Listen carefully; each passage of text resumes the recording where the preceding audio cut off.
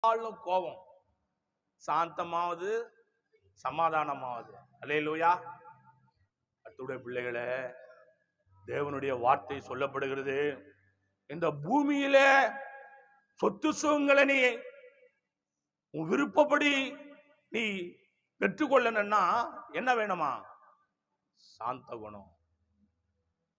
உன் குணம் எப்படி இருக்குன்னா அமைதி, கோபம், அதிலிருந்து விடுதலை.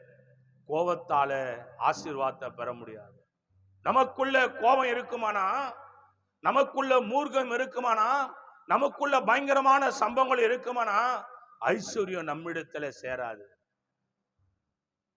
வீடு வாசல் நிலபலங்கள் சேராது. என்ன வேணும்?